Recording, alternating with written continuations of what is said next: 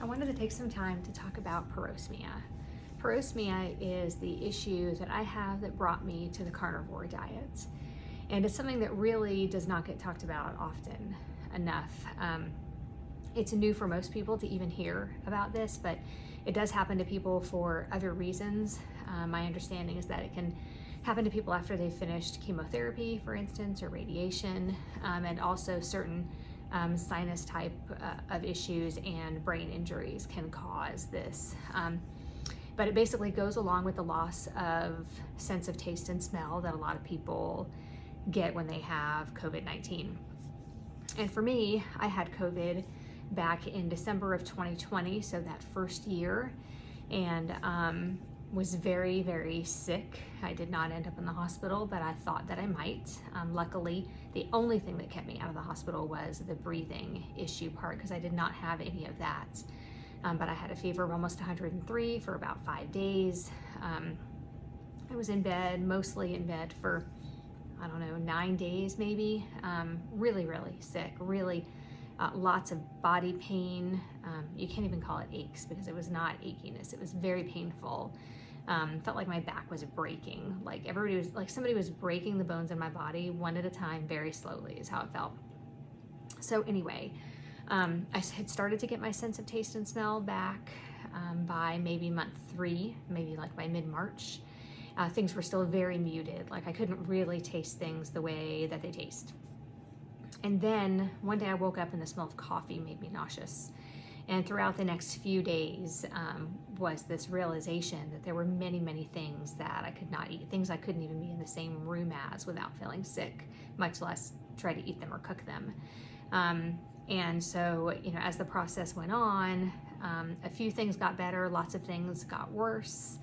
And the main, so of course I started doing research on it, and the main list of things that kind of across the board for most people that have parosmia is garlic, onion, coffee, peanut butter, popcorn, toothpaste, body lotions and fragrances, soaps and shampoos.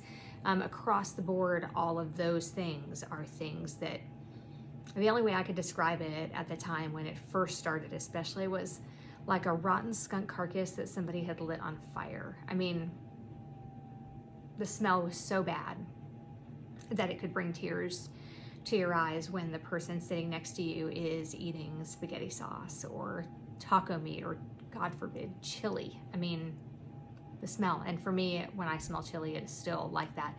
There are still lots of things. So for me, I'm going on, it's almost a year now, for me, 11 months that I have been dealing with this. And, you know, I think it doesn't get talked about often enough. I have seen in the groups that I'm in, like on Facebook, that some people end up on feeding tubes from it because they literally can't keep anything down because so many things make them nauseous or sick to their stomach. And then the other side of the spectrum is people who have gained 50 pounds in 6 months because the only thing they can eat is sweet stuff or carbs or something like that. So I mean, it's something that really needs to be talked about more. They say that there is no cure for it, that it's, you know, like up in here. And they say that it's like, you know, when you see like a big tube of like fiber optic cables, like where there's just all these thousands of cables in there. And they say that what has happened is when you lost your sense of taste and smell, it's as if those were severed. And then when it started to heal, they repaired themselves by attaching to the wrong one. So your brain can't remember what things are supposed to smell like and taste like. And I have tried to force my way through eating some of those things that smell so awful. And for me, there is no way. Now, I have seen people say that they can power through, but I ate some Chick-fil-A. I was really excited because it smelled kind of normal. And then as it approached my mouth, I realized this is not going to go well. And I ate it anyway right before Christmas. And I was at the mall shopping with my daughter and ended up vomiting in the bathroom about 45 minutes later. My body basically rejected it. And the weird thing is that the things that you like force yourself through, for some people, not for everybody, the things you force yourself to eat, they kind of like, even though you've eaten it and you've swallowed it, it kind of sits right in here. You can smell it all day long. So you keep feeling that way. You keep feeling nauseous. like the other day, one of my daughters ate some peanut butter, and although I didn't eat the peanut butter and it smelled rotten to me, she was in the same room as me while she was eating it, and I could smell it. It's, in some cases, it's almost like a superpower smelling, because I can smell things nobody else can smell before they can smell them. But anyway, about 3 hours later, I was burping peanut butter, even though I did not even eat the peanut butter. It's just the weirdest thing. So if your family or friends or somebody you know or you work with is dealing with this, it is a real thing, and it's life altering. I mean, that's what brought me to the carnivore diet, is because when I cut out sugar, because I knew that I was making myself miserable, because all that tasted good was sugar, so I was eating just sweet stuff all the time. When I cut that out, I literally had, I mean, you could count the amount of things I could eat on one hand when I decided on that last May, when I cut out all of the carby stuff that I was basically living on. I had very few things that I could eat. It's almost like this chemical thing, because I could eat a fresh burger off the grill, but if we refrigerated it, I couldn't eat it the next day. I could eat a fresh steak, but not one that had been refrigerated. And then one day, a couple of weeks into carnivore, I made a beef roast, and I almost had to leave the house. It smelled so bad. So like, why could I eat a steak and a hamburger? They only had fresh, but then I couldn't eat a fresh beef roast. Like, really bizarre. I still can't eat any like really processed meats. I can eat bacon and I can eat some sausage, but I can't eat like Italian sausage, and I can't eat like deli meat, like turkey or ham, even though I can eat ham and I can eat turkey. Really weird, right? So it's a real thing, and lots of people are dealing with it, and it definitely needs more attention. I am a lucky one. Mine started to get a little bit better the more carnivore foods I eat, and the farther I got into that. Maybe just a coincidence, but maybe there's some healing going on because of the reduced inflammation, because I'm not eating any carbs or anything that causes extra inflammation or stress on my body. I can't eat any vegetables at all. There are some fruits that I can eat, but I have chosen not to, because the more fruits I eat, the more sugar I want. And that's one thing that I have learned about myself with eating this way, is that I definitely have a hankering for carbohydrates